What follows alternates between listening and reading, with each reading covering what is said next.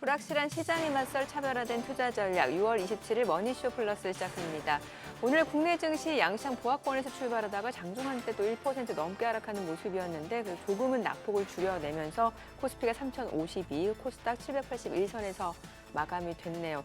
일단은 뭐 올해 들어서 많이 오른 만큼 또 숨고르기 구간이 이어질 타이밍이긴 한데 글쎄요, 좀 최근에 외국인이 계속 또 매도를 나타내고 있다 보니까 약간 좀 불안한 감이 있네요. 네, 환율이 많이 내려오는 상황이어서 외국인이 다시 새롭게 추가로 들어오기에는 부담스러운 레벨인 것 같습니다. 네, 그나저나 잘 다녀오셨죠?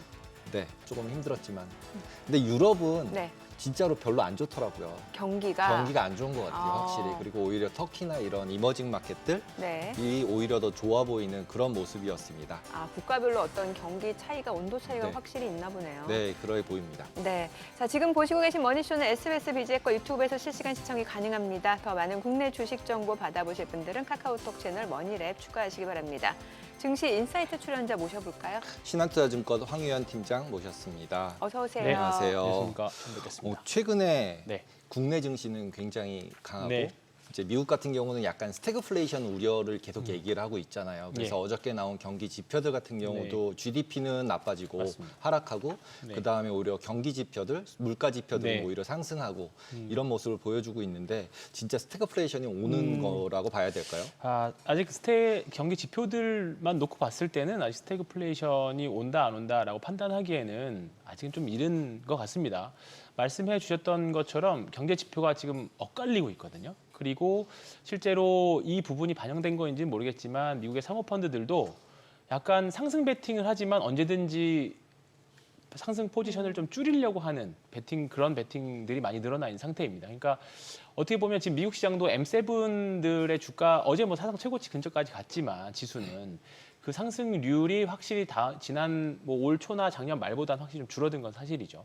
그리고 미국도 약간 중소형주 단에서 개별주 수익률 게임들이 진행되고 있고 그렇기 때문에 아직 뭐 금리라던가 그다음에 관세라던가 지정학적 리스크들이 아직 시장에 미칠 수 있는 영향이 여전히 범주 안에 있다고 봐요. 그렇기 때문에 아직 스태그플레이션이라는 단어를 논하기에는 또 다음 주에 또 고용지표도 관련된 지표 발표들도 있기 때문에 하나하나 사실 살펴봐야 될 것 같은데 만약에 스태그플레이션이 왔다라고 하면 우리가 인식할 때쯤이면 주가는 이미 많이 떨어져 있을 거라고 봅니다. 항상 후행적이었고 경기 둔화에 대한 것도 결국은 그때가 경기 둔화였습니다라고 늦게 발표하는 것처럼 스태그플레이션도 마찬가지일 거라고 봐요. 그래서 지금은 시장 매크로 환경 자체가 워낙에 불확실성이 높은 위치잖아요. 그렇다 보니까 개별 본인이 보유하고 있는 주식들, 포지션들에 대해서 리스크 관리가 조금 더 중요한 시기가 아닌가 그렇게 생각하고 있습니다. 네. 간밤에 뉴욕 증시가 오른 배경으로 네. 하나 얘기가 나오는 게 이제 트럼프 대통령이 제롬 파월 연준 의장 네. 다음 차기 의장을 맞습니다. 조기에 임명할 수 있다. 네. 그럼 이제 사실 연준은 뭐 임기는 워낙 보장이 되니까 맞습니다. 그렇기 때문에 제롬 파월 연준 의장 이제 5월까지는 이제 네. 임기가 있는 거고 네. 섀도우 연준 의장 같이 된다는 네. 얘기 있잖아요. 네. 이러면은 이게 레임덕 그죠? 이슈가 있어요. 네. 예. 일부러 그렇게 만들려고 하는 것 같기도 합니다. 통상 이제 1년 정도 전에 빠르면 6개월, 이제 길게는 한 1년 정도 전에 후보자들을 물색을 하는 걸로 알고 있습니다. 아마 당연히 트럼프가 임명을 하고 상원에서 이제 지정받으면 이제 임명이 되는 걸로 알고 있는데 계속 지금 트럼프와 파월 의장은 서로 의견 충돌이 하고 있잖아요. 그렇죠. 그렇다 보니까 이제 다음 의장에 있어서는 당연히 트럼프 대통령에 대한 충성심 테스트를 아마 하지 않을까, 충성도가 높은 의장을 지명하지 않을까 그렇죠. 생각이 듭니다. 뭐 여러 가지 뭐 이번에 최근에 계속 비둘기파적인 코멘트들을 내고 있는 뭐 월러이사라던가 여러 가지 이제 후보들이 있지만 각자 장단점이 있다라고 봐요. 다만 금리 인하에 있어서는 아마 기조들은 분명히 비둘기파적인 의장을 지명할 거는 거의 그렇겠죠. 보겠죠. 예. 네, 그렇기 때문에 시장에서는 그 부분에 대한 환호를 한 것 같고요. 7월 달 금리 인하가 지금은 아직은 한 25% 정도 수준으로 나오는 것 같습니다. 네. 그리고 그 다음 페드에서 이제 FOMC에서 이제 한 25bp 인하할 걸로 보고 있고 연말에 길면 많으면 75bp 이제 아니면 한 2번 정도 해서 50bp 정도 인하 가능성이 지금 페드 와치에 나오고 있는 것 같은데 사실 이 부분은 아직 우리가 믿을 수는 없는 부분이라고 봅니다. 올 상반기까지만 하더라도 7월 달 금리 인하 확률이 거의 뭐 90%까지도 제가 봤던 것 같은데 지금 막상 7월 거의 다 왔는데 다음 달에도 동결이니까 이 부분은 뭐 관세라든가 지역적인 리스크라든가 여러 가지 변수들이 좀 있을 것 같아서 금리 인하를 언제 할 것이냐라는 물음에 있어서는 쉽게 대답하기는 어렵지만 한 1년 정도 긴 시기열로 본다라고 하면 인하는 이제 그 방향성은 맞는 것 같습니다. 그렇기 때문에 채권 투자라던가 그다음에 관련된 금리에 민감한 주식들을 가지고 계신 분들은 이 부분에 계속 좀 민감하게 대응하셔야 되지 않을까 그렇게 생각합니다. 파월 의장이 가상자산이 주류다 뭐 이런 언급도 하고 네. 그다음에 최근 상장한 서클 네. 주식 같은 경우는 이제 스테이블 코인 관련 주식이잖아요. 맞습니다. 근데 이런 같은 경우는 거의 3배? 맞습니다. 거의 네. 3배 난 4배 상황이고 올랐죠. 이제 네. 서학개미 매수 1위 종목이고 막 이렇게 되고 있는데 가상자산 펀더멘탈 전체가 바뀌고 그다음에 이 가상자산 관련돼 있는 한국 주식들도 네, 맞습니다. 이제 많이 상승을 했잖아요. 이런 네. 건 어떻게 계속 봐야 될까요? 뭐 우리나라도 워낙 스테이블 코인 발행한다 하는 주체들과 관련된 종목들, 뭐 카카오 그룹주들부터 시작해서 굉장히 좀 변동성이 크고요. 미국도 이제 달러 스테이블 코인은 이미 일상화되어 있는 것 같습니다. 아마 이제 달러 패권을 더욱더 공고하기 위해서 이제 제도권으로 들어와서 통제를 확실히 받아라. 대신에 미국 같은 경우에는 민간 주도로 하는 것 같고요. 우리나라는 이제 관주도. 아마 은행이 주도를 하지만 아마 정부에서 관리 감독을 할 것 같습니다. 근데 이 부분들이 단순하게 옛날 우리가 가상화폐, 블록체인 처음 등장했을 때 우리가 가상화폐 매매하거나 또는 테마주성으로 매매할 때만 해도 이거는 믿을 수 있을까에 대한 사실 의구심이 많이 있었어요. 근데 이제 스테이블 코인이라는 이제 개념이 들어오기 시작하면서부터 그리고 비트코인 ETF가 생겼고 점차 발전해서 우리가 가상 블록체인의 원래 목적이었던 뭔가 이제 하나 둘씩 파생돼서 나오는 원래 목적들이 나오기 이제 현실화되어 가고 있거든요. 이제 그 부분에 이제 가장 우리가 실생활에서 이제 맞닥뜨리는 게 이제 스테이블 코인이라고 보시면 될 것 같습니다. 개념들은 아마 많이 아실 걸로 보이는데 이미 미국에서는 많은 변화들이 일어나고 있는 것 같아요. 대표적으로 최근에 마스터카드나 비자카드, 그다음에 우리나라 피지사와 뭐 이니시스 같은 이제 그런 피지사들에 해당하는 파이서브 같은 주가들을 보면 주가가 굉장히 좀 많이 하락을 했습니다. 그러니까 이제 기존의 결제 시스템들을 굉장히 좀 이제 결제 시스템이 바뀌어가는 그런 환경이 있는 것 같거든요. 어떻게 보면 이제 새로운 패러다임이 이제 우리 앞에 놓여져 있다고 보는 거죠. 그래서 이 스테이블 코인과 관련된 내용들은 단순하게 테마주로 볼 내용은 사실 이제는 아닌 것 같습니다. 본격적으로 이제 지금부터 투자를 하셔도 저는 늦지 않다고 보고요. 다만 관련 주식들은 아직 실적이 많이 없죠. 네. 소위 말해서 기대감으로만 올라가는 주식들인데 아마존도 예전에 PR이 500배까지도 갔었습니다. 상장 초기에는. 그런 것처럼 성장주에는 항상 고평가를 받기 논란이고 항상 공매도 리포트도 나오고 항상 부침이 있는데 스테이블 코인과 관련된 미국 주식도 그렇고 한국 주식도 그렇고 지금부터는 충분히 지금부터 투자해도 사실 저는 늦지 않다고 봅니다. 다만 뭐 서클 지금 한국 서학개미가 전 세계에서 가장 많이 산 주식 중에 하나거든요.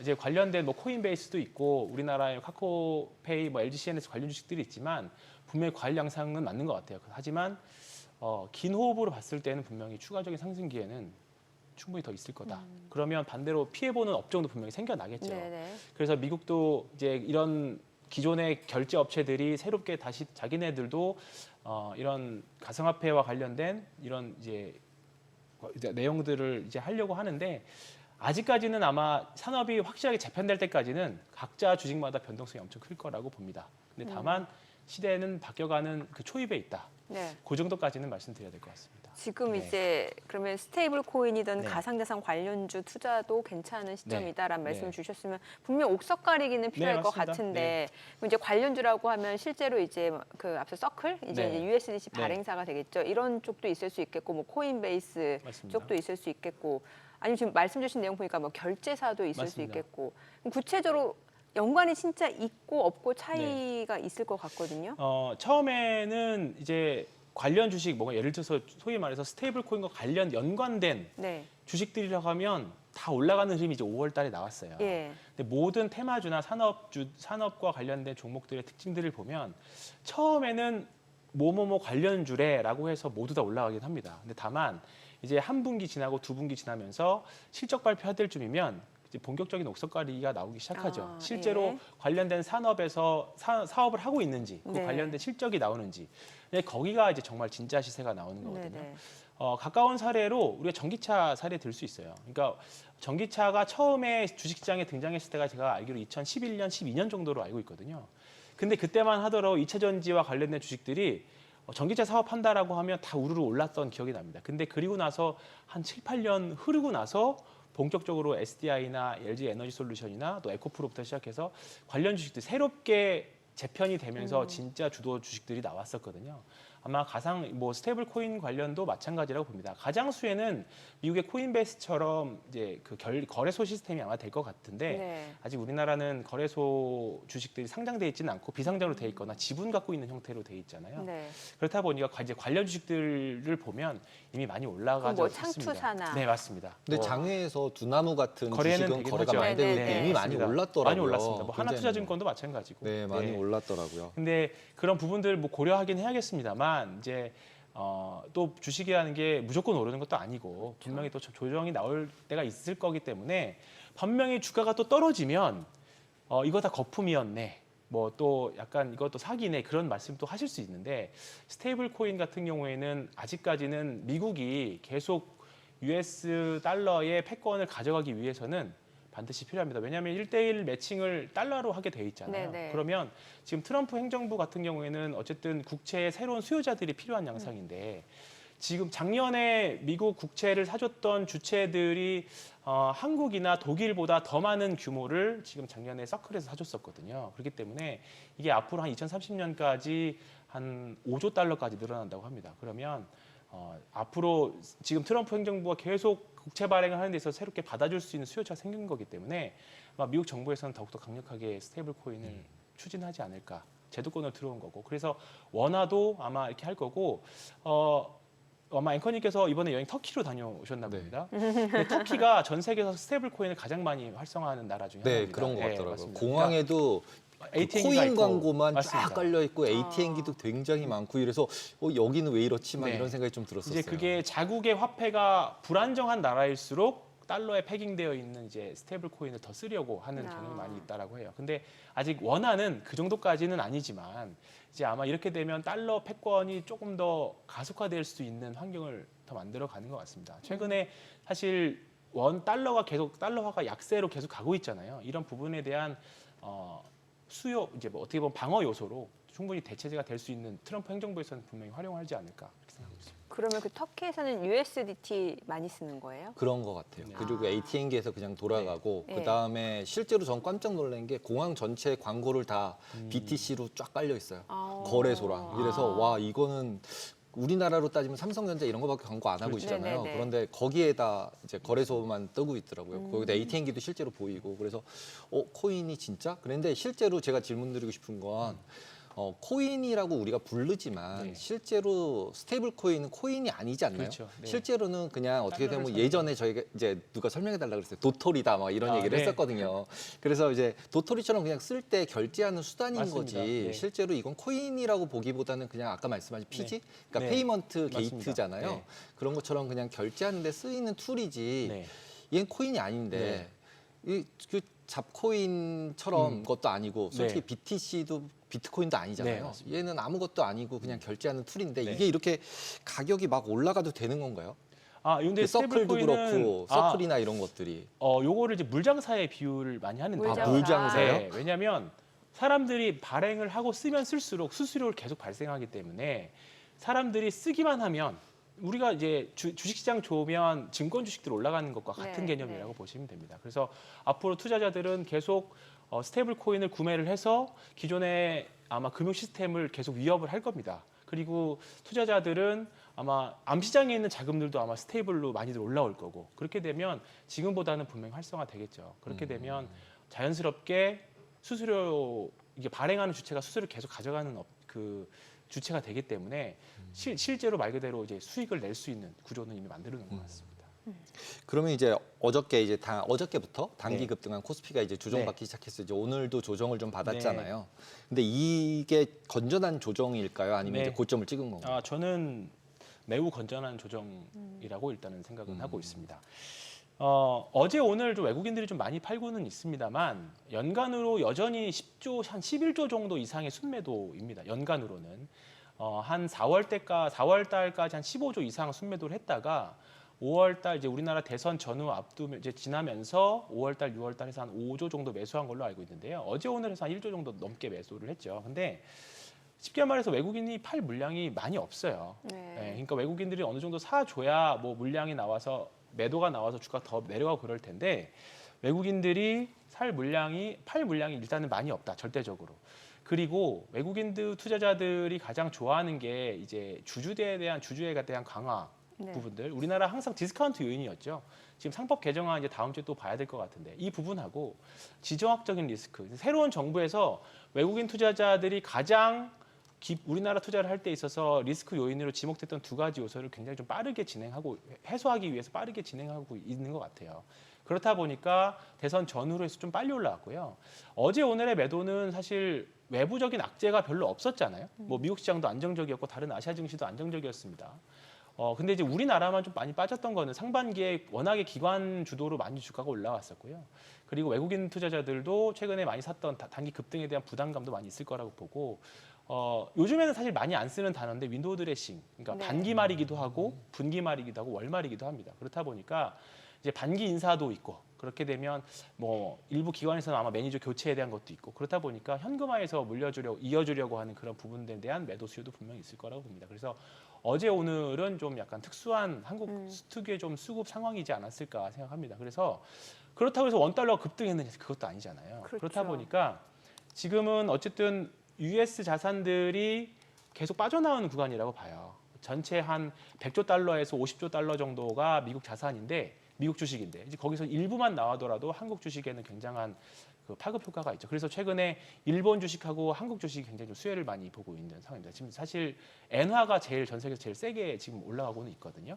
그렇기 때문에 이런 부분이 하반기까지도 계속 된다. 그리고 미국이 금리 인하 기조를 계속 이어간다라고 하면 달러는 약세가 조금 더 이어질 것 같고요. 그리고 원화는 강세 계속 되겠죠. 그러면 외국인들 입장에서는 한국 주식을 지금 사면 환율에 있어서는 더 이상 상방을 볼 것 같지는 않고 달러 원 환율이 1,300원 초반까지만 내려가줘도 이제 어차피 1,400원대에서 내려온 거잖아요. 네. 이미 환차익이 일정 부분 발생하기 시작했거든요. 그러면 더 내려간다라고 하면 그러니까 외국인 투자자들은 바닥을 확인하고 가기보다는 추세적으로 확인이 돼야 이제 본격적으로 들어오기 시작한 거거든요.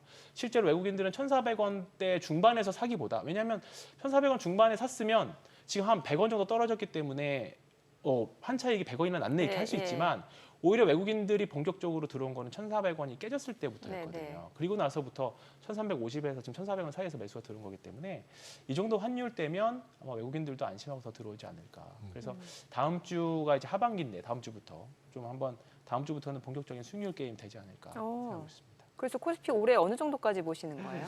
글쎄요, 저는 매매하는 스타일 자체가 뭐 고점을 보고 예, 보지 예. 않습니다. 다만 이제 피별 100까지만 가더라도 사실 4,000포인트기는 해요. 피별 1배가 1배가 4,000포인트니까 지금 뭐 우리나라랑 좀 비교하긴 그렇습니다만 이 이머징 마켓들이 평균 PBR 한 2배 이상은 받아주고 보고 있기 때문에 우리나라가 이 디스카운트 요인이 뭘까 생각을 예. 해보면 저는 상법 개정이 절실하다고 보거든요. 이 부분만 해결되면 전고점이었던 3,300포인트 수준 정도까지는 충분히 올해 3분기에 도달할 수 있지 않을까 일단 생각하고 있고 근데 지금 삼성전자의 힘 없이 올라온 거잖아요. 맞아요. 네. 그렇기 때문에 그리고 이제 코스닥 1위인 알테오젠의 힘이 없이 지금 여기까지 네, 올라온 네. 겁니다. 그러면 이 두 종목이 조금만 하반기 힘 내준다면 언제든지 들어올 수 있는 여건은 형성돼 있다고 보거든요. 다만 지금 주가들이 빠지지도 않고 오르지도 않고 딱 거기서만 있어요. 그렇기 때문에 3분기에는 이제 저처럼 이제 증권사 직원들이 가장 어려운 게 지수만 올라가는 장이거든요. 예. 수익률 정말 지수 비트하기가 굉장히 어려운 시장이에요. 예, 예. 그래서 이제 지수랑 경쟁을 해야 되는 3분기가 되지 않을까 개인적으로는 그렇게 생각하고 있습니다. 보통 지수랑 경쟁을 하게 됐을 네. 때 문제가 됐던 게 삼성전자였는데 맞습니다. 삼성전자 비중 안 실은 데와 맞습니다. 지금 비중 실은 데랑 그렇죠. 그러면은 어떻게 생각하면 펀드들이 지금 수익률이 훨씬 좋은가요? 네, 지금은 대형주들이 워낙에 좋기는 한데요. 네. 네. 순환매도 굉장히 빠르고요. 맞아요. 그나마 지금 대형주 단에서 삼성 그래도 이제 하이닉스라는 대체제가 충분히 있었죠. 네, 그렇기 때문에 그래도 펀드들이 많이 따라온 상황인데 개인 투자자들의 속성상 약간 중소형주들을 일단 좋아하잖아요. 근데 지금 개인 투자자들의 성과들이 좀 약간 극단적으로 나뉘죠. 맞아요. 약간 예.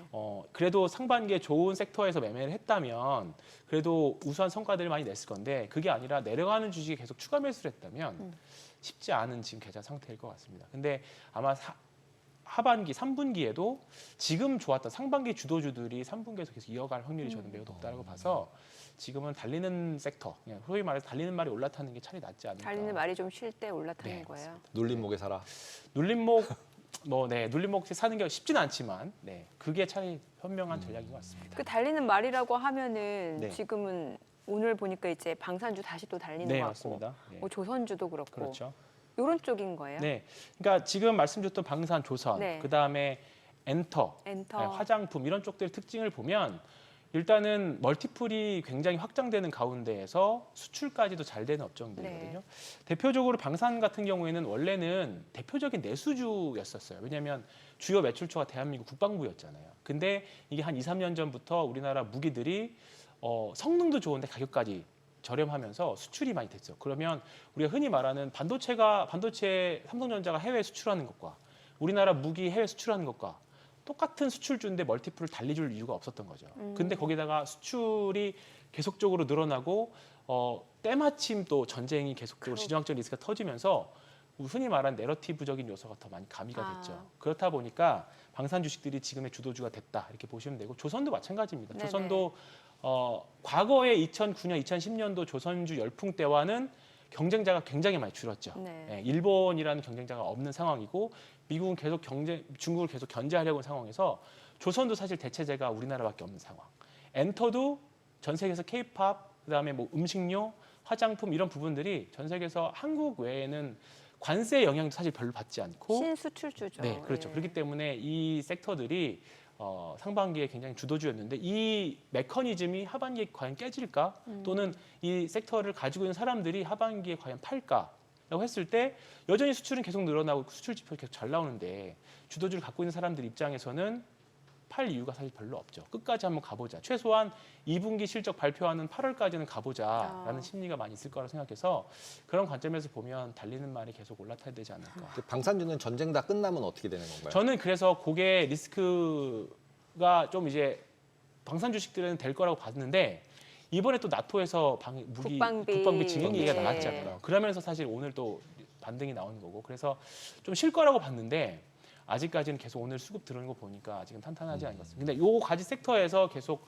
순환 매치, 계속 서로 저점을 높여가는 순환 매에 나오지 않을까. 그러니까 방위산업 전체적인 파이가 커진다고 맞습니다. 하더라고요. 네. 예. 그러면 이게 사실 가격적으로 봤을 때 좀 비싸 보이긴 하는데 이게 더 간다고 하면은 지나고 보면 또 그게 비싼 게 아닐 수 맞습니다. 있기 때문에 그래서 달리는 뭐 말. 조선주나 방산 주식들 비싸서 못 사겠다라는 말을 계속 몇 주마다 사실 했죠. 그렇죠. 그 계속 전부터 올라왔죠. 했어요. 예. 네. 지금 보면 그때 샀어야 되는데. 네, 그렇죠. 네. 지나가면 지금 샀어야 되는 건가요? 그리고 막상 떨어지는 칼날도 못 잡아요. 맞습니다. 그렇죠. 네. 예. 네. 아, 그건 그렇고 이제 MSCI 네. 한국 증시 이제 선진국 지수 들어가려고 그러다가 이제 이번에도 안 됐잖아요. 네. 실제로 그리고 선진국 지수에 편입되는 게 더 좋은 거다 아니다 이머징에 남아 있는 게 좋은 거다 이렇게 두 개로 계속 나뉘는데 네. 어떤 게 진짜인가요?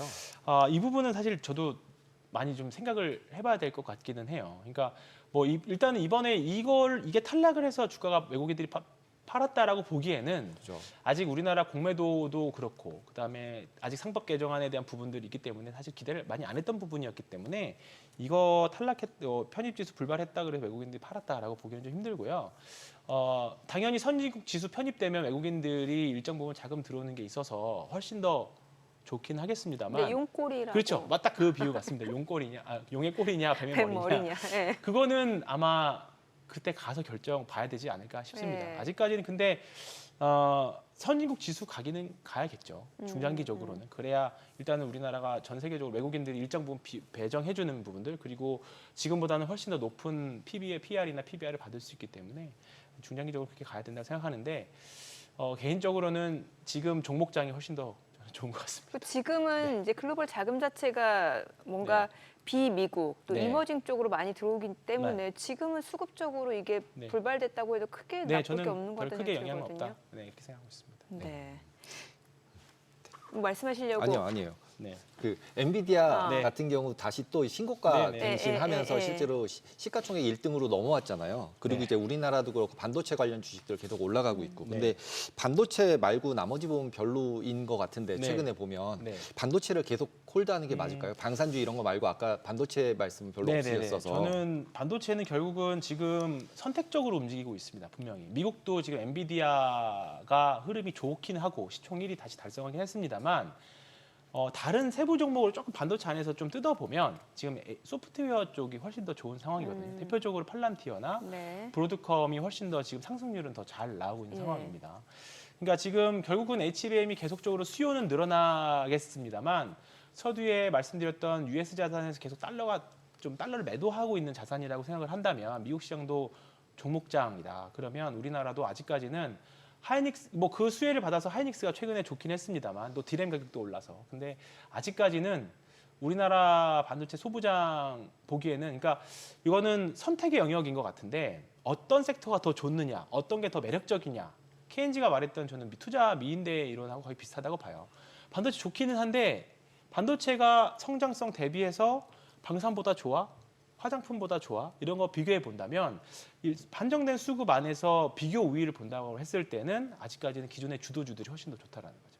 그러니까 우리가 이제 주도주의 생로병사들을 보면 결국은 기존의 주도주들이 좀 쉬어야 네. 반도체나 2차 전지들이 좀 올라오지 않을까. 근데 또 기가 막히게 또 산업 사이클을 또 맞물리거든요. 예. 그렇기 때문에 아직까지는 반도체에는 선택적, 그 반도체에 또 접근을 하신다면 좀 AI 소프트웨어 관련된 섹터에서 매매를 하시는 게 또 투자를 하시는 게 훨씬 더 좋을 것 같다 생각합니다. 네. 네. 그 우리나라 종목 중에 최근에 제가 이제 그 한국전력 네. 좀 여쭤보고 싶었던 게 한국전력이 네. 이렇게 한 3일 연속 급등을 그렇죠. 하고 뭐 역대 최고가 맞습니다. 넘어가는 거 아니냐 얘기 나오고 네. 보니까 이게 원자력 테마까지 붙었단 네. 말이죠. 강세 배경부터 좀 네, 짚어봐야 뭐 될 것 지금 같아요. 한전은 원전 이슈인 예. 것 같습니다. 예, 한수원에서 계속 관련된 좋은 뉴스들이 계속 나오고 있고요. 최근에 삼성물산이라던가 네. 뭐 두산 에너빌리티 이야기를 안 할 수 없죠. 그리고 어제는 이제 원전 해체와 관련된 일부 테마 종목까지도 급등락하고 있는 양상입니다. 근데 아마 원자력은 정말 이제 과거에는 신재생이라는 큰 틀에서 봤을 때 원자력은 신재생 에너지에 껴주지 않았었거든요. 근데 이제 유럽에서 이제 원자력 없이는 안 되겠다 보니까 이제 원자력이 이제 신재생으로 이제 편입이 돼서 앞으로 이제 원전에 대한 수요는 아마 계속적으로 늘어날 거라고 봐요. 그리고 이제 새로운 모멘텀이 이제 SMR이라는 게 본격적으로 나오기 시작했기 때문에 뭐 대표적인 수혜주가 이제 두산 에너빌리티와 현대건설이기 때문에 이런 부분들 이제 삼성물산까지도 본격적으로 이제 가세한 양상입니다. 그래서 원전 이슈는 아마 실적 발표 좀 약간 지금 투기성인 요소까지도 저는 많이 겹쳐 있다고 봐요. 전통적으로 한국전력이 세면 한국 시장에서 한국전력이 세면 시장이 매매하기 좀 어렵거든요. 네. 워낙에 거래량도 많고 수급도 많이 가져가기 때문에 그러니까 삼성전자하고 한국전력 두 개 중에 하나가 세면 남은 개별주들이 매매하기 좀 어려워지는데 딱 지금 그런 양상인 것 같아요. 근데 일단 원전 테마가 원전과 관련된 산업이 이제 추가적으로 뭐가 나올 수 있을까 고민해 보기는 해야겠습니다만 아마 기간 조정과 가격 조정 보이면서 당분간은 좀 강세 보이지 않을까. 네, 그래야 뭐 이제 그러면서 수급 이제 서로 키 맞추기 하는 양상이 있을 것 같아서 무조건 원전이 좋다, 뭐 다른 섹터가 나쁘다 그런 개념이라기보다 지금 주도 뭐 방송 통틀어서 제 관통하는 드리고 싶은 말씀은 일단 지금 밑에 있는 주식들보다는 네. 위험해 보이더라도 어차피 주식은 위험 자산이잖아요. 예, 그렇죠. 예, 위험해 보이더라도 주도주들의 섭 투자를 하시는 거를 드리겠습니다. 신고가 넘어간 걸 사라. 네. 이렇게 말씀을 그렇습니다. 해주시는 거네요. 네. 그리고 이제 다음 7월 8일 날 상호관세 유예를 네네. 이제 멈출 거냐, 이제 더 연장할 거냐. 그래서 대부분의 시장에서는 연장하는 걸로 대부분 네네. 생각을 하고 있잖아요. 만약에 이게 어떤 불확실성으로 다가올 수 있을까요? 이미 이제 관세에 대한 부분은 이미 시장에서 예방주사 이미 많이 맞췄기 때문에 이제 관성이 많이 생긴 것 같아요. 이제 여기서 추가적으로 다행히도 이제 이번 주에 나왔던 내용들도 연장하거나 이제 협의를 하고 있다는 내용들이 나왔고요. 우리가 트럼프 1기 때도 2018년 말까지 계속 투닥투닥 하다가 결국은 주가 다 올라왔잖아요. 그러니까 이번에도 마찬가지라고 봅니다. 그러니까 정말 충격적으로 관세를 매기거나 아니면 다시 처음부터 다시 협상하자 또는 뭐 충격적인 뉴스가 나오지 않는 이상은 관세를 부과한다고 하더라도 시장에서는 단기 충격이 그치지 않을까 그렇게 생각은 하고 있습니다. 네. 네, 오늘 내용 여기까지 듣겠습니다. 잘 들었습니다. 네, 고맙습니다.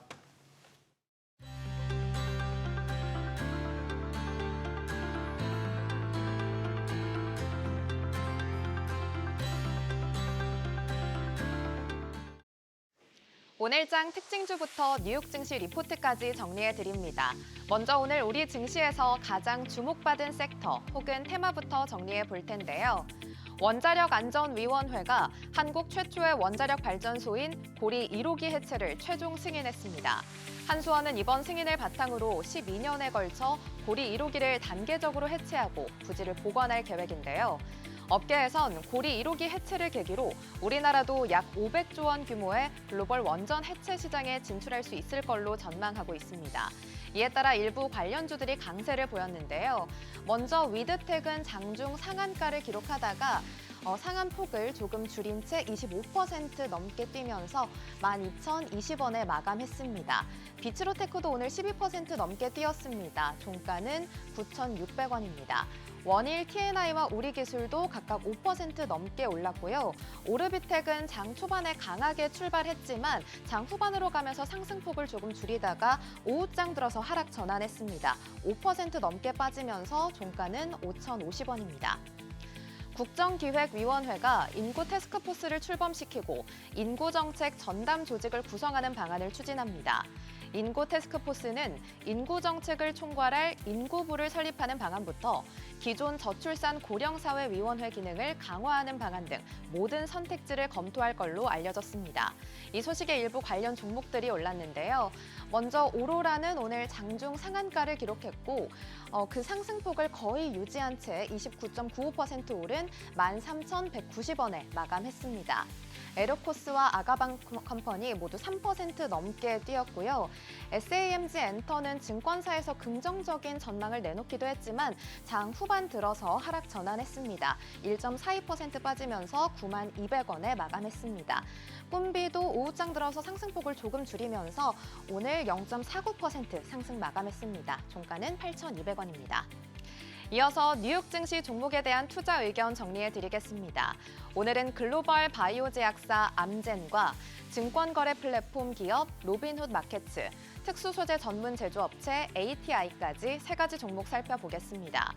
첫 번째 종목은 글로벌 바이오 제약사 암젠입니다. 현재 주가는 279달러 선이고요. 목표 주가는 313달러 선으로 제시됐습니다. 미국 당뇨병 학회에서 주목받은 비만 치료제 마리타이드가 임상 데이터와 함께 시장에 관심을 끌었습니다. GLP-1 작용제와 GIP 기량제를 결합한 이 치료제는 최초의 월 1회 제형으로 최대 20%의 체중 감소 효과와 심혈관 지표 개선이라는 강점을 보였는데요. 다만 일부 고용량 투여군에서 구토 발생률이 90%를 넘으면서 안전성 우려가 제기되자 주가는 하루 만에 5.8% 하락했습니다. 회사 측은 저용량부터 단계적으로 증량하는 방식으로 부작용을 크게 줄일 수 있다는 점을 강조하면서 3상 임상 설계를 조정해 안전성을 개선할 방침입니다. 해당 3상 데이터는 2027년 발표 예정이고 전당뇨, 심혈관 질환을 포함한 다양한 적응증 확장도 계획 중입니다. 증권사에서는 편의성을 높인 오토 인젝터와 월 1회 투여 제형까지 더해진다면 상용화 가능성도 높게 점쳐진다면서 전망을 긍정적으로 평가했습니다. 두 번째 종목은 증권거래 플랫폼 기업 로빈훗 마켓츠입니다. 현재 주가는 84달러 선이고요. 목표 주가는 67달러 선으로 다소 보수적으로 제시됐습니다. S&P 500 지수에 편입될 거란 기대는 불발됐지만 주요 지표의 호조에 힘입어 주가는 빠르게 반등했습니다. 5월 한 달간 주식 거래 대금은 1,805억 달러로 역대 최고치를 기록했고 수탁 자산 역시 전월 대비 10% 증가하면서 사상 최대치를 경신했습니다. 특히 수수료 중심에서 이자 중심으로 수익 구조가 전환되면서 이자 수익 확대 기대감도 커지고 있습니다. 또 최근에는 암호화폐 거래소 비트스탬프 인수와 함께 실물 자산 토코나 시장 선점을 위한 준비도 본격화했는데요. 오픈 AI, 스페이스 X 같은 비상장 기업에도 투자할 수 있도록 기회를 제공하겠다는 계획입니다. 이에 따라 RWA 시장의 새로운 선두주자로 떠오를지 시장에 관심이 집중되고 있습니다. 세 번째 종목은 특수소재 전문 제조업체 ATI입니다. 현재 주가는 85달러 선이고요. 목표 주가는 별도로 제시되지 않았습니다. ATI 전체 매출의 약 66%는 항공 방산용으로 제트 엔진 수요 확대에 따라 견고한 성장이 이어지고 있는데요. 티타늄, 니켈, 코발트 같은 희소 금속을 활용한 고부가 가치 소재 중심이라 원자재 가격이 오르면 판가 인상을 통해 수익성을 높일 수 있다는 점도 강점입니다. 1분기 실적은 매출 약 11억 달러, 조정 에비타는 29% 넘게 성장했습니다. 자사주 매입 여력도 충분한 가운데 신규 공장 가동과 함께 에어버스와 장기 계약을 체결하면서 수주 기반도 탄탄해졌습니다. 또 ATI는 제트 엔진용 합금 다수를 독점 공급하고 있어서 기술 장벽이 매우 높다는 평가를 받는데요. 증권사에서는 미 정부의 방산 소재 자립화 정책도 우호적으로 작용하면서 핵심 소재 국산화의 대표 수혜주로 주목받을 거라고 평가했습니다. 오늘은 이렇게 세 가지 종목에 대한 국내 증권사들의 분석 살펴봤습니다. 오늘 밤 뉴욕 증시 투자 전략 세우는데 참고해 보시기 바랍니다. 지금까지 종목 리포트였습니다.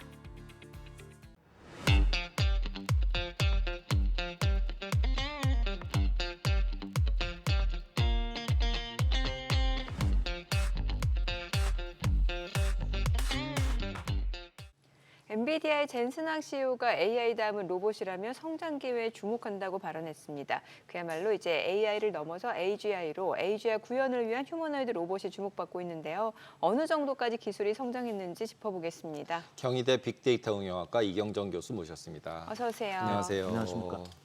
보통 AI 하는 부분들은 이제 GPT로 생각을 하고 있었는데 이제 로봇들이 나오고 있는데 그거 로봇이 되려면 AGI가 꼭 돼야 된다 이런 얘기들이 있잖아요. 그래서 기존에 저희가 GPT 쓰는 AI하고 AGI의 차이가 뭔지 그리고 다음에 또 무슨 SI라고 해서 또 다른 AGI가 또 있더라고요. 그 세 개 차이가 어떤 것인가요? 네. 이제 기존의 AI는 어떤 특정 문제 하나를 해결해도 우리가 그걸 AI라고 불렀죠. 어떤 생산 공장에서 품질 관리를 한다거나. 그런데 이제 요즘 AGI라고 한다면 이제 범용 인공지능의 약자인데요. 5만 가지를 다 하는 AI라고 보는 것이 제일 낫습니다. 그래서 어떻게 보면 특정 도메인, 특정 응용 분야만 하는 거는 기존의 좁은 인공지능, 그다음에 AGI는 범용 인공지능인데 거기 논란이 있는 게 그 AGI는 인간보다 잘한다라는 개념을 또 섞어서 넣는 분들이 있어요. 이제 그럴 경우에 이제 AGI가 나오면 어떤 개별 인간보다 모든 것에서 뛰어난 그러한 것이 나온다라는 개념으로서 AGI를 얘기하는 분들이 있고 방금 말씀하신 이제 ASI, Artificial Super Intelligence는 어떤 그 인간의 총합보다 더 뛰어난 그런 것들을 이제 초지능이라고 또 하기도 합니다.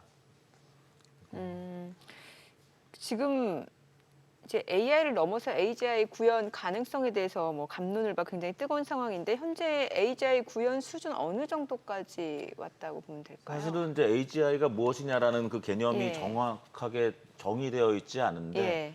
지금 현재 AI 모델이 한 그 파라미터 수가 한 1조 개 정도 됩니다. 근데 매년 그것이 4배 정도 증가하고 있거든요.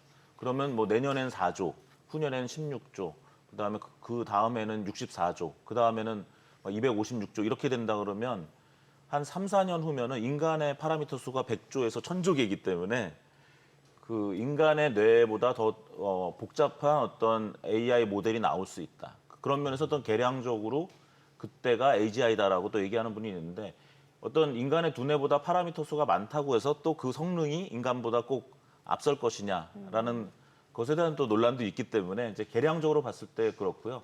또 마이크로소프트가 이제 오픈 AI라는 회사에 굉장히 많은 돈을 투자해서 오픈 AI는 그 돈을 가지고 많은 것을 개발했는데 요즘 이제 계속 협상 중입니다. 왜냐하면 그 계약서에 어떤 내용이 있냐면 AGI가 달성되는 순간 마이크로소프트와 오픈 AI 관계는 끝난다라는 조항이 있어요. 왜냐하면 너무 강력한 AI가 나왔을 때 상업적인 기업인 마이크로소프트가 그것을 다 가져가는 건 안 된다. 그래서 처음에 오픈 AI는 약간 비영리적인 기업으로 출발했기 때문에 그런 조항을 넣었는데 그래서 이제 샘 알트만 그 오픈 AI CEO는 이미 AGI는 달성됐다. 이러면 이제 마이크로소프트와 이제 관계를 끝을 낼 수 있으니까 서로 AGI가 달성됐다, 달성되지 않았다라는 그런 논란이 계속되고 있는 것이고 그런 면에서 GPT-5가 아마 이번 여름, 빠르면 이번 여름에 출시될 가능성이 있습니다. 그러면 GPT-5가 기존의 GPT 4.0이나 4.5보다 또 얼마나 좋을 것인가 뭐 이런 이슈들이 계속 나오고 있는 상황입니다. 근데 비영리로 했던 이유가 AGI가 되면 이제 터미네이터가 인간을 죽일까봐 비영리로 한 거잖아요. 원래는. 근데 둘이 헤어진다는 것 자체는 오히려 오픈 AI 입장에선 더 이제 상업화 되겠다는 얘기 아닌가요? 그렇지 않죠. 그러니까 오픈 AI는 좀 설립할 때 약간 이상적으로 생각을 했습니다. 그래서 우리가 비영리 조직이 돼야 되고 여기서 큰 돈을 버는 것을 제한하기도 했죠. 근데 그렇게 해놓으면 누가 투자하지 그렇죠. 않는 예, 거죠. 예. 그래서 이제 마이크로소프트의 투자를 이끌어내기 위해서 그 조항을 약간 완화한 상태에서 마이크로소프트가 이제 처음에 1조, 그다음에 또 10조 이렇게 투자하면서 이제 간 거고 그 외에 지금 손정희 씨도 거의 40조를 좀 넣겠다고 하는 그런 상황에 있기 때문에 결국은 투자를 이끌기 위해서는 영리화돼야 된다. 근데 마이크로소프트와의 이제 계약에서는 정말 AGI가 달성되는 순간에는 그것이 영리 기업의 손에 들어가면은 너무나 영리적으로 가기 때문에 이제 그 계약을 파기한다.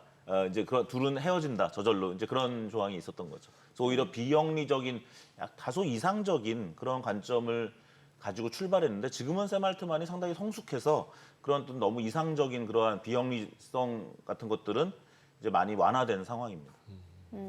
제가 이 AGI 발전 단계에 대해서 좀 약간 좀 헷갈리는 게 있는 게 지금 우리가 쓰는 게 그 챗 GPT가 이제 생성형 AI고 그다음에 여기서 조금 더 발전된 AI가 이제 뭐 에이전트 AI, 그다음 뭐 피지컬 AI 이런 식으로 저는 대략적으로만 알고 있고 그러면은 A와 AI하고 AGI는 조금 더 큰 이제 그 발전 단계로는 올해 그 CES 2025에서 이제 젠슨 왕이 인식 AI, 생성 AI, 에이전틱 AI, 네. 피지컬 AI 이건 네. 일종의 AI가 하는 일을 좀 가지고 했다면 그 일을 하는데 굉장히 지능이 높으냐는 네. 이제 AGI. AGI. 그래서 그 발전 단계가 AGI랑 꼭 연결되지는 않습니다.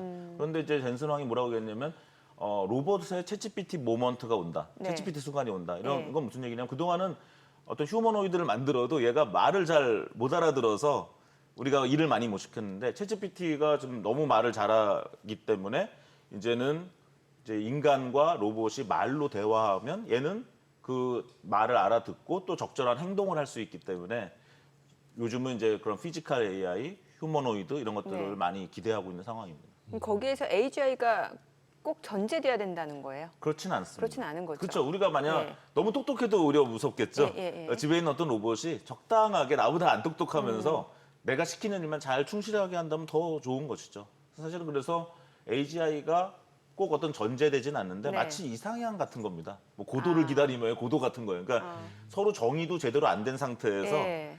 어떻게 보면 사람들한테 기대감을 줘야 되기 때문에 많은 그 AI 기업 CEO들이 AGI라는 어떠한 그 고도를 하나 만들어 놓고 절로 가기 위해서 우리는 뭐 투자가 필요하다, 우리는 계속 갈 것이다, 또 그것을 몇 년 안에 될 것이다, 뭐 이런 얘기들을 계속하면서 사람들을 이제 글로 몰고 가고 있는 그런 것이라고 볼 수가 어쩐지 그래서 이게 있습니다. 뭔가 좀 이렇게 확 와닿는다기보다는 AGI니까 뭔가 이제 뭔가 범용적으로 다 쓸 것만 같은 그런 느낌이긴 한데 근데 사실은 저는 이미 AGI가 왔다고 생각해요. 이미, 예. 챗GPT 같은 거 써보면 5만 가지 일을 하거든요. 맞아. 예. 영화 허에서 보면은 2013년 나온 영화인데 주인공이 이렇게 스마트폰으로 화면을 보여주면서 앞에 있는 영상을 보여주면서 제가 지금 당장 사실 그 시연도 할 수 있어요. 네. 그럼 영화 허가 실현됐거든요. 네네. 이제는 우리는 AI랑 이 주변에 있는 환경을 다 보여주면서 대화를 할 수가 있습니다.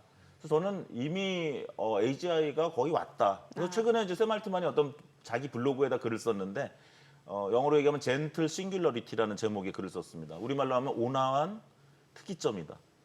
그럼 무슨 얘기냐면 이미 특이점이 왔고 오늘의 혁신이 내일의 일상이 되고 네네. 어제의 혁신이 오늘의 일상이 되는 언제 어떤 특이점이 온다, 언제 AGI가 온다 이런 개념이 아니라 그냥 매일매일 지금 혁신들이 일어나고 있기 때문에 우리는 거기에 그냥 적응돼서 이제 일하면 된다라는 것이죠. 최근에 어떤 류튼의 경영진, 우리나라 이제 500만 명의 MZ세대가 쓰고 있는 류튼의 경영진이 발표하는 걸 들었는데 너무 네. 재밌었습니다.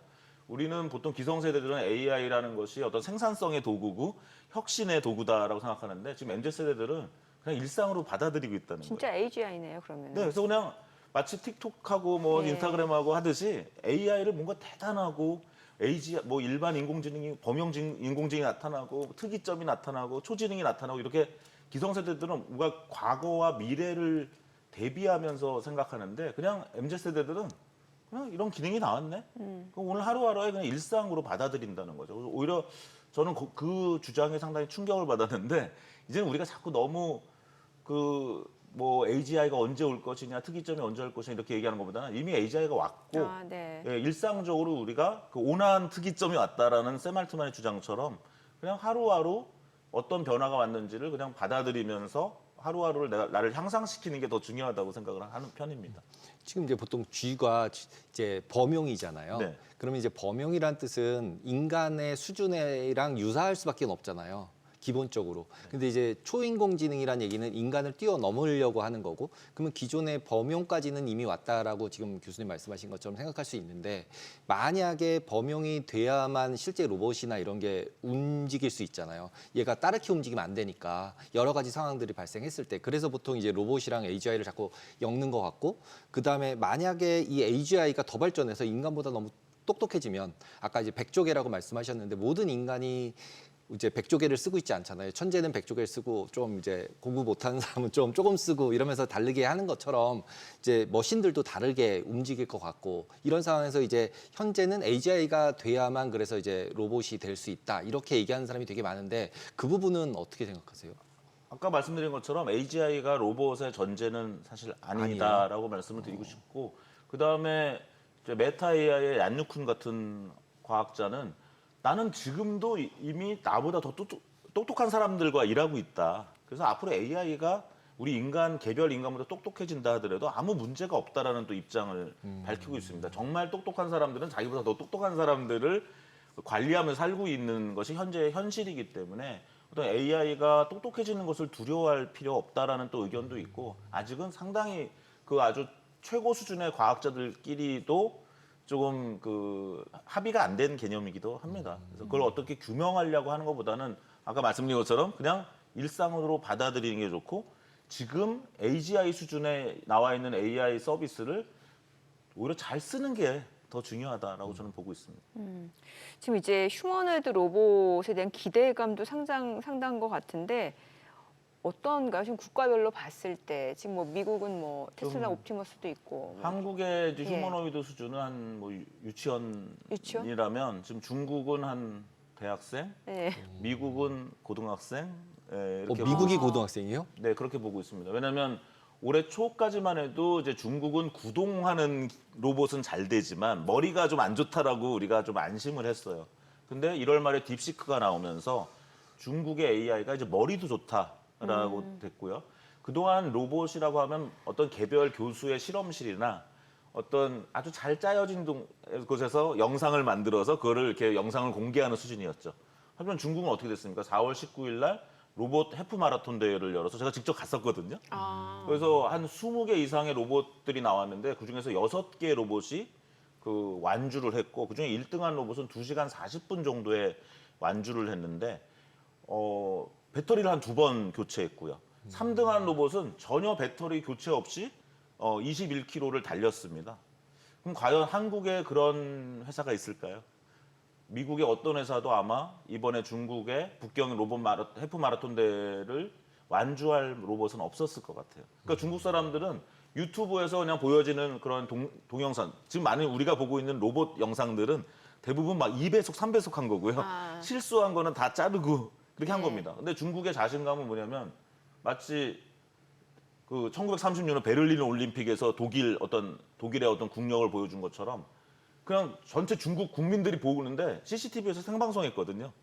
그러면 재밌었습니다. 로봇들이 그냥 막 넘어지기도 하고 막 우스꽝스러운 일도 많았지만 그것을 다 오픈했다라는 거죠. 네. 그 자신감이 굉장히 중요하고, 거기서 모든 그 중국 북경 시민들이 6대 로봇이 끝까지 그래도 완주하는 모습을 봤다는 면에서 이건 미국과 한국이 전혀 시도하지 않았던 것이고요.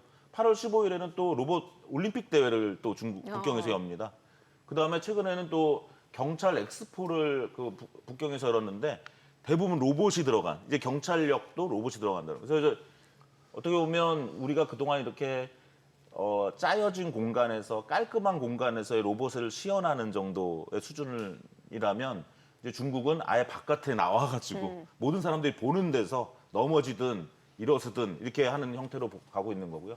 미국의 경우는 그동안의 많은 로봇이 그런 대학 실험실이나 회사의 어떤 실험실 수준에 하나 정도 만들어 놓고 그냥 시연을 보여주는 거였다면, 지금 테슬라의 옵티머스 같은 경우는 처음부터 대량 생산을 전제로 하기 때문에 완전히 이제 어떠한 로봇을 보는 관점이 다른 것이죠. 하나의 로봇을 만들어 놓고 그것을 잘했다라고 우리가 보는 게 아니라 이런 로봇이 얼마의 가격에 팔리려면 어느 정도 수준이 만들어져야 되고 그러려면 가격 단가가 어떻게 된다라는 그런 마치 우리가 자동차가 롤스로이스나 이런 고급 자동차일 때는 그렇게 크게 대중화되지 않다가 결국은 헨리 포드가 나와서 T 모델이라는 걸 나오면서 결국 한 미국 사람 기준으로 한 3개월 정도 월급을 모으면 자동차를 살 수 있게 되면서 결국 자동차 산업이 꽃피우게 된 것처럼 지금 미국이 생각하는 것은 그렇게 대량 생산 로봇을 통해서 완전히 이제 자동차 산업이 꽃피운 것처럼 로봇 산업을 꽃피우겠다. 근데 테슬라 같은 경우는 자기 자동차 회사잖아요. 네. 그러니까 자기네가 만든 로봇을 그대로 자동차 공장에 넣으면 되는 것이고 현대자동차도 이제 보스턴 다이너스 인수하고 한 것도 사실 일단은 우리가 팔기 전에 우리 회사부터 먼저 쓸 수 있다. 수요처가 있다는 면에서 이제 현대차나 테슬라가 비슷한 상황인데 좀 미국이 훨씬 더 지금 앞서 나가고 있는 그런 것은 부인할 수 없는 것 같습니다. 지금 자료 화면에 저게 어떤 상품 정리하는 로봇인 것 같은데요. 네. 택배. 이게 이제 굉장히 이제 바뀐 거죠. 예를 들면 네. 그동안은 말을 못 알아들었는데 네. 이런 거죠. 뭐 최근에 피겨 AI에서 나온 영상이 사람이 야 여기 바구니에서 내가 먹을 만한 거를 집어와 그랬더니 거기서 나머지는 다 먹을 수 없던 건데 하나가 사과였거든요. 네. 그래서 사과를 이제 집어온 거예요. 그동안 그런 것이 불가능했고 사실 그동안의 로봇들은 대부분 프로그래밍 된 겁니다. 네네. 그래서 프로그램이 좀 잘못되고 사과의 위치가 좀 잘못되면 집을 수 없는 거죠. 그래서 이제 사실은 이제 저는 그걸 GPR이라고 부르는데 제너럴 퍼포스 로봇, 네. 범용 로봇은 어떤 프로그램에 의해서 정확한 위치에 딱 해서 반복적인 작업을 하는 게 아니라 네. 그 어떤 물건이나 장소가 조금 바뀌어도 또 사람의 명령이 좀 바뀌어도 아주 유연하게 할 수 있는 로봇. 그런 부분은 미국이 많이 앞서 있다고 그동안 우리가 믿었어요. 네네. 그래서 미국의 많은 그 미국이나 캐나다나 이런 회사들은 그런 범용 지능 로봇, 우리가 일일이 프로그래밍하는 로봇이 아니라 말도 알아듣고 그다음에 유연하게 학습해가는 로봇이 이제 미국이 그런 근본적인 접근을 하고 있고 그런 회사들 일부가 지금 물류나 제조에서 실제로 일을 하고 있습니다. 그래서 들 수 있는 어떤 물건이 한 20-30kg 정도 그런 쪽으로 실내용으로 하고 있다면 중국은 조금 무서울 정도로 실외용을 한다는 거죠. 그것은 뭐냐면 약간 전쟁이나 예. 국방 이런 쪽에 활용될 수 있다는 것을 의미하기 때문에 한국으로서는 굉장히 긴장을 해야 되는 그런 상황이라고 보고 있습니다. 네. 지금 이제 중국이랑 미국이랑 얘기하셨는데 우리나라 같은 경우는 아까 이제 초등학생이다 이렇게 얘기하셨잖아요. 근데 일반적으로 로봇이 제일 저희가 이제 얘기할 때 청소 못 하잖아 이런 얘기 하거든요. 우리가 집처럼 창틀 이런 거 디테일하게 못 닦고 그다음에 아까 말씀하신 것처럼 느릿느릿 움직이는 거 배속으로 돌려야 이제 진짜 사람 움직이는 것 같고 이런 게 어느 정도 시간이 걸리면 완성이 돼서 이제 팔릴 것 같은가. 보통 이제 지난 몇 년 전만 해도 한 3년 걸린다, 5년 걸린다 그랬던 게 계속 짧아지고 있잖아요. 그러면 어느 정도라고 보시고 우리나라 기업 중에는 그런 회사들이 있나요, 지금? 거의 없다고 보시면 되고요. 그러니까 미국은 제가 말씀드린 것처럼 물류나 제조 현장에 이미 투입이 되고 있어요. 생츄어리 AI라든가 앱트로닉이라든가 그런 회사들은 20-30kg 정도를 운반하는 정도는 이제 투입이 되고 있습니다. 근데 특히 이제 미국의 어떤 인식은 노동력이 점점 부족해진다라는 관점에서 힘을 얻고 있고요. 중국의 경우는 사실은 유니트리라든가 딥 로보틱스 같은 것들이 올해 CES에서도 굉장히 각광을 받았는데 사실 이번 로봇 마라톤 대회에서 오히려 창피를 당했어요. 그 유명한 로봇들이 오히려 잘 못한다. 그래서 순위 안에 못 들어가고 완주를 못한 거죠. 오히려 아주 신생 로봇들, 그다음에 중국 정부가 여러 로봇 회사들을 한 군데 모아놓고 지금 경쟁을 시키면서 또 노하우를 공유하는 형태로 좀 국가 주도로 가고 있는 상황에서 새로운 스타들이 굉장히 많이 나타났다는 거죠. 그다음에 그러한 경쟁 구도를 만들면서 어떤 그 성과의 측정치도 객관화돼가고 있고 그런 면에서 이제 중국이 굉장히 앞서가고 있는데 중국의 단점이라고 한다면 시장을 찾는 게 아니라 이제 정부의 주도로 가는 거고 미국의 경우는 수요처를 서로 민간들이 수요처를 해서 수요처들이 투자를 하고 있습니다. 지금 창고를 갖고 있는 물류 기업들, 그다음에 제조 기업들이 어차피 우리가 노동력이 부족한데 우리 노동력을 부족한 것을 메꾸기 위해서 이제 로봇을 선매입한다거나 그런 형태로 해서 오히려 미국은 민간 주도로 간다는 그런 강점이 있고요. 중국은 시장은 없지만 정부의 주도로 팔다리를 굉장히 값싸게 만들고 거기에 딥시크 같은 또 알리바바의 쿠엔과 같은 강력한 AI 모델이 요즘 플러스되고 있어서 이제 가고 있는데 한국은 지금 중국의 딥시크라든가 알리바바의 쿠엔 같은 모델도 아직 없는, 그러니까 뇌도 제대로 만들지 못한 상태고 그다음 팔다리나 이러한 모터들도 중국산에 의존하고 있거든요. 왜냐하면 가격 경쟁력이 안 되기 때문에. 그래서 팔다리도 못 만들고 뇌도 못 만들고 있는. 그래서 그러다 보니까 어떤 사실 제가 거의 유치원 수준이다 이렇게 말씀드렸던 것입니다. 네, 오늘 여기까지 듣겠습니다. 내용 잘 들었습니다.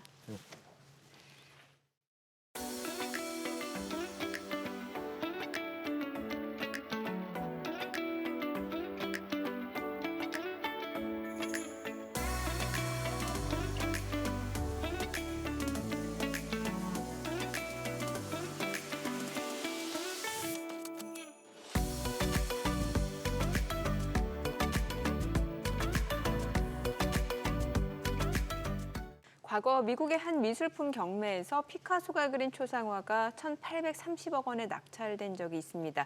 이를 두고 이제 피카소가 유명했기 때문이다. 그렇게 돼서 고가에 낙찰이 됐다. 아니다. 이제 그림 안에 담긴 의미가 좀 남달랐기 때문이다. 여러 가지 해석이 나오고 있는데 뭐 분명한 거 한 가지는 그림 한 장이 가지는 가치가 그만큼 크다는 것인 것 같습니다. 네, 특히 이제 미술품 같은 경우는 가치 평가를 저희가 잘 못하잖아요. 네. 그래서 오늘 이 시간에 미술품을 어떻게 가치 평가하든지 아치인유 이세라 대표 모시고 알아보도록 하겠습니다. 어서 오세요. 안녕하세요.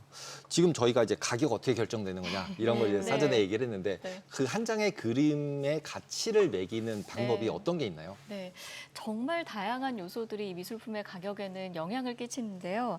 뭐 가치와 가격이 꼭 일치하지는 않지만 특히 미술품의 경우는 그 어떤 상품보다 이 수요와 공급이 만나는 지점에서 가격이 결정되는 경우가 많습니다. 그래서 원하는 사람은 많은데 작품 수급량은 딸리고 그 작품이 단 한 점만 또 존재하기 때문에 그럴 경우는 정말 우리가 상상하는 것 이상으로 상식을 뛰어넘는 수준으로 작품 가격이 올라가기도 합니다. 그래서 제가 오늘은 이 작품값에 대해서 두 분께 그 퀴즈를 하나 좀 내보려고 네, 하는데요. 실제 이 작품은 지금 화면을 보시면 네. 크리스티 경매에서 낙찰이 됐던 작품입니다. 2022년도에 낙찰이 됐던 작품인데 이 그림을 한번 띄워주시면요. 이 작품이 얼마에 팔렸는지를 한번 알아맞혀 주시면 될 것 같습니다. 이거예요?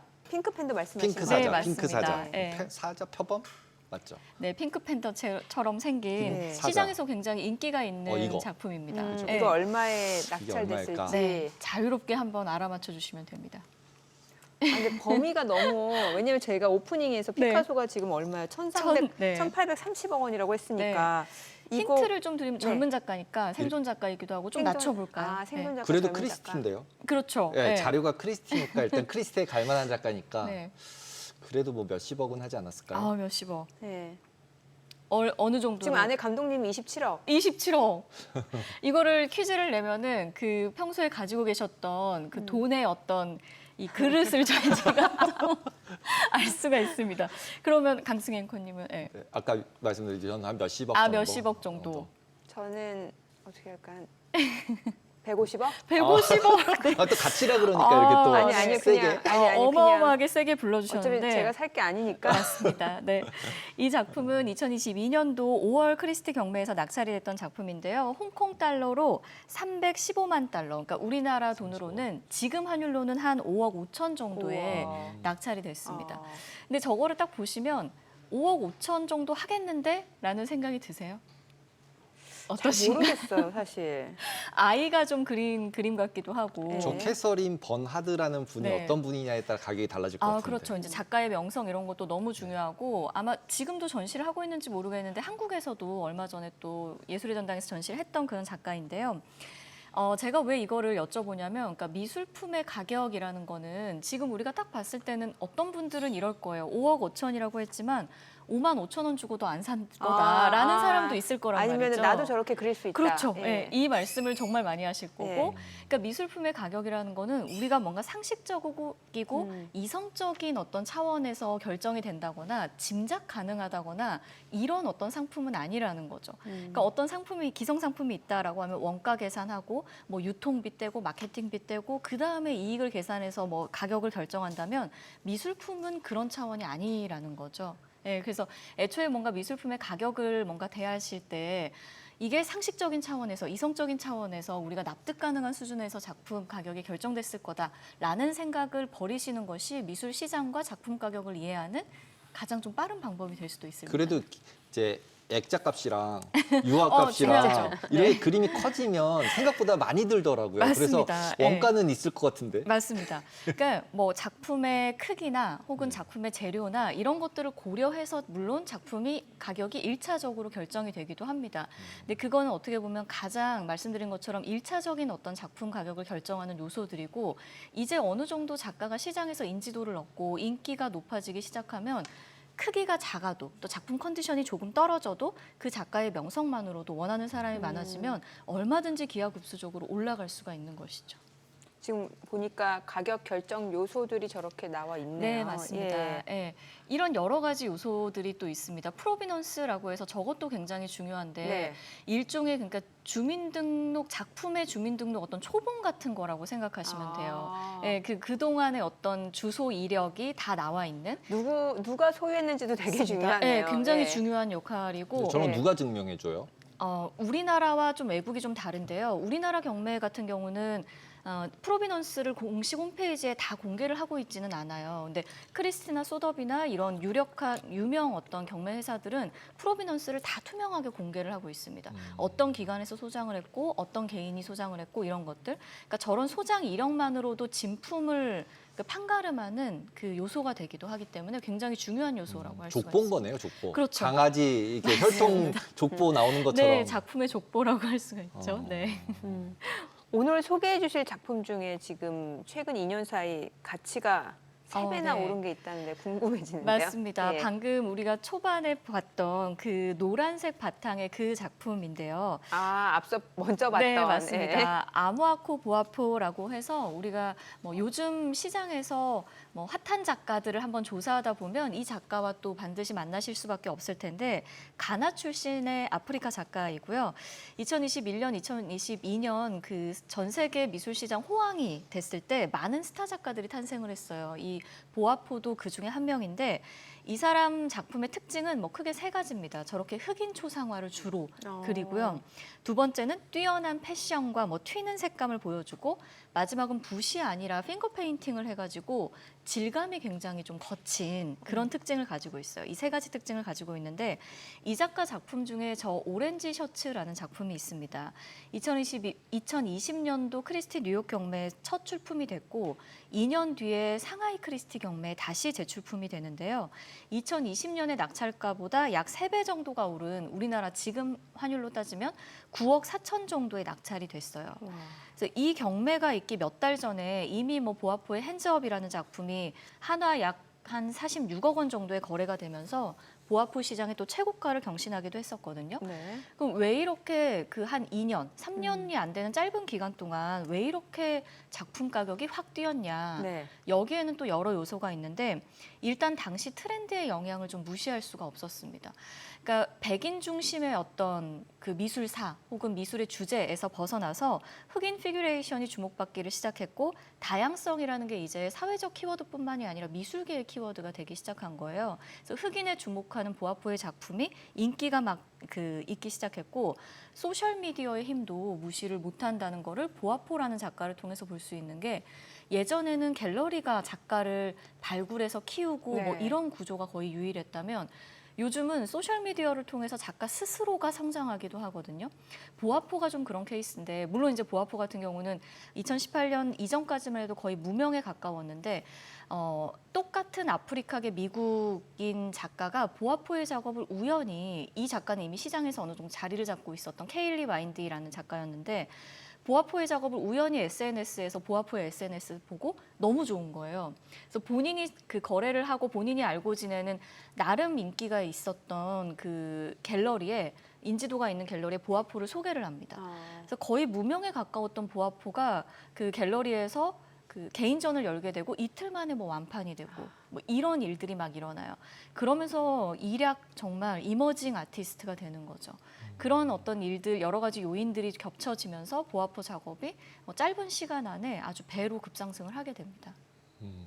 이게 약간 주식 투자하는 개념이어서 좀 이런 질문을 해야 되는지 안 해야 되는지 모르겠는데 예를 들면 저런 그림이라면 네. 누가 잘 될지 안 될지 모르잖아요. 맞습니다. 그러니까 그냥 돈이 많으면 네. 많이 사면 그중에 하나 잘 되겠지. 벤처 투자하는 것처럼 네. 이런 식으로 그림을 투자라는 게 맞는 건가요? 네. 아니면 진짜 내가 그림을 사랑하고 좋아하니까 네. 내가 소장하고 싶어. 네. 얼마건. 네. 이런 마음으로 투자를 하는 게 나은 걸까요? 주식 투자와 미술품 투자는 정말 비슷하면서도 결정적으로 다르고 이런 지점이 있는 것 같은데요. 일단은 뜰 작품, 나중에 이제 그 주식가가 오를 것들을 고르기가 우리가 정말 어려운 것처럼 미술도 역시 마찬가지이기는 하고요. 그런 측면에서는 비슷한데 두 투자가 좀 다른 게 뭐냐면 사랑하지 않으면 지속할 수 없는 게 좀 있어요. 주식을 우리가 사랑하지 않아도 뭔가 좋은 소식을 듣게 되면 또 사게 되고 뭐 이렇지만 미술품은 사실 사서 내 집에, 내 옆에 같이 보면서 살아야 되잖아요. 작품에 대한 애정이 있어야 되는 거네요. 그게 없으면 사실은 그 관심을 지속하기도 어렵고요. 계속 좀 들여다보기도 좀 어렵습니다. 근데 어떤 작가가 뜰 작가냐, 이거를 고르는 게 사실은 미술품 투자의 어떤 핵심이라고 할 수가 있거든요. 그래서 아직 가치가 그렇게 높지 않은 작가들을 선점하는 것이 결국은 미술품 투자의 가장 중요한 핵심일 텐데 이거는 답변을 하기가 정말 쉽지 않은 그 질문인 것 같아요. 그럼에도 저는 이제 크게 좀 세 가지로 나눠서 네네. 답변을 드리고 싶은데요. 첫째로는 일단 가장 기본적으로는 그 작가가 얼마나 진지하게 작업에 임하고 있는지가 좀 중요하거든요. 그러니까 결국은 성실하고 꾸준하게 작업을 하고 미술 시장 안에서 버티고 있어야지 작품이 오르는 것도 가능한 것이지 갑자기 내가 샀는데 다음 해에는 이 작가가 사라져버리면 아무 의미가 없기 때문에 이 작가 자체에 대한 어떤 그 로열티를 보시는 것이 굉장히 좀 중요하고요. 이 작가가 개성이 있냐 없냐 이런 기준을 좀 또 적용을 해야 되는데 저는 이거를 볼 때는 이 작가가 과거의 미술사를 어떻게 이제 자기 작업에 가지고 오고 있는지, 과거의 미술을 어떻게 차용하고 있는지를 좀 보는 편이거든요. 역시 이제 2021년도 시장에서 그 스타 작가로 떠올랐던 작가인데 그림을 한번 띄워봐 주시면요. 영국의 젊은 여성 작가입니다. 플로라 유코비치라는 작가가 있는데요. 이 작가는 그러니까 추상이랑 구상이랑 좀 경계에 있는 저 작가이고요. 젊은 작가예요. 경계에 있는 작업을 하는데 이 작가의 작업을 한번 띄워주시겠어요? 작품을? 네. 굉장히 좀 독특한 어떤 이런 작업들을 해요. 네. 근데 보면 이제 뭘 그렸는지가 우리가 좀 잘 모르겠잖아요. 근데 네. 이 작업은 이 작가가 과거의 미술에서 굉장히 큰 영감을 받은 거거든요. 네네. 그 과거의 로코코 미술에서 영감을 받은 이런 작업들을 합니다. 지금 추상에 더 가까운 오른쪽에 있는 게 이제 플로라의 작품이고 좀 더 알아보기 쉽게 구상에 그려진 게 예전 작품이거든요. 그러니까 저 몇백 년 전의 작품을 이런 식으로 자기 작업 안에 가지고 와서 차용을 하고 변형을 시키는 거죠.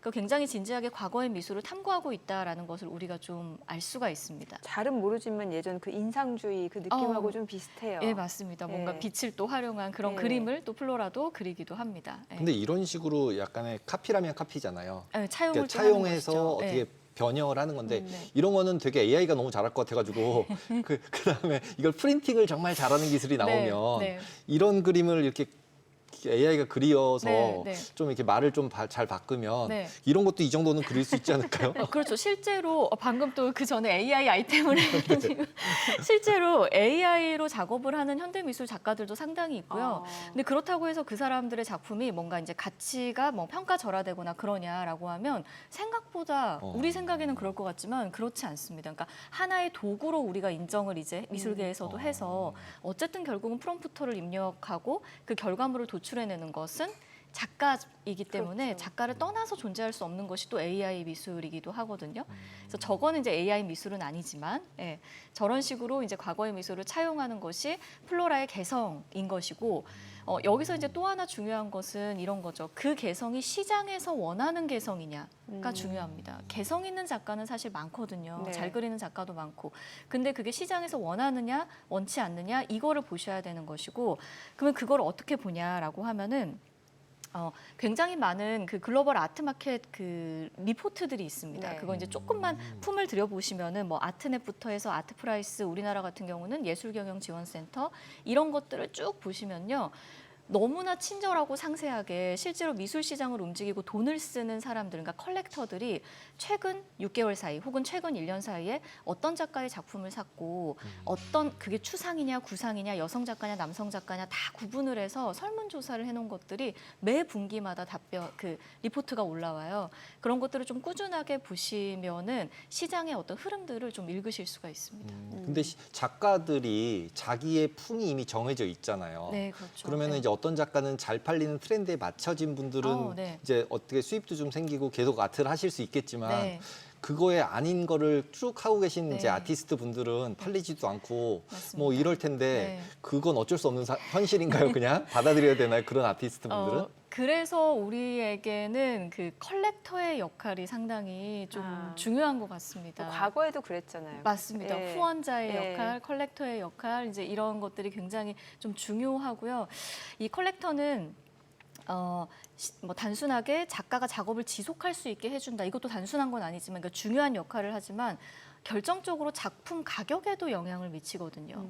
컬렉터가 어떻게 작품 가격에 영향을 미치냐라고 물어보신다면 우리가 흔히 한번 쉽게 생각해 보면 거의 뭐 이건희 고 이건희 예. 회장을 우리가 어떤 슈퍼 컬렉터, 메가 컬렉터라고 하잖아요. 그럼 이제 젊은 세대로 내려오면은 누가 떠오르세요 혹시?